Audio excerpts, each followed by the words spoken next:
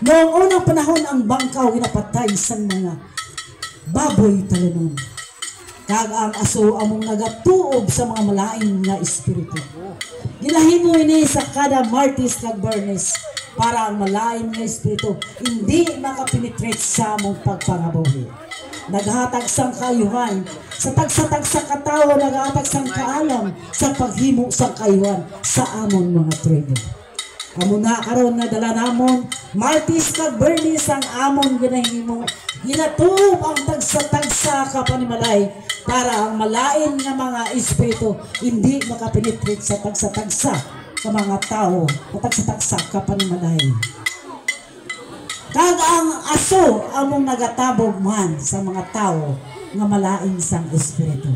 Amo na subong ang amon ginagamit kung may ara nagamasakit sa amon panimalay, nagatuob alas 6 sang aga kag alas 7 sang hapon sa Bernes nga adlaw kag Martes.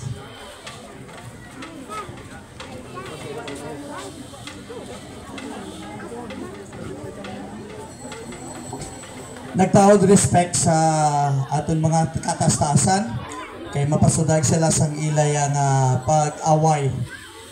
Duwa ka tribe, kung nakita ninyo pula sa piyak, itom sa piyak is another tribe, ang sa piyak is pula is another tribe. Mag-agaway sila, maaway sila kung sinong is ganangin. Okay. Kuha na gawa.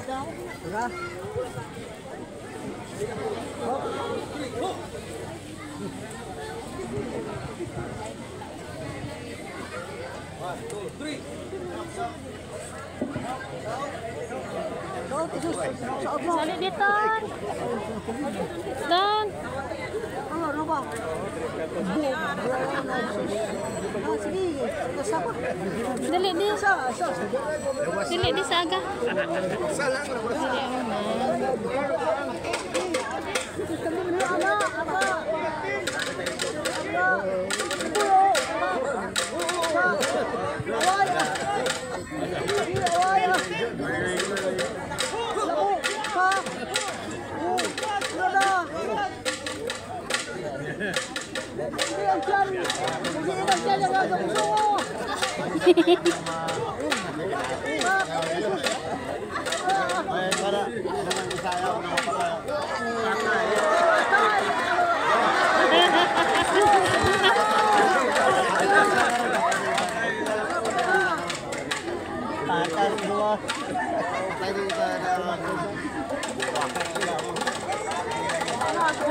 Nabangon.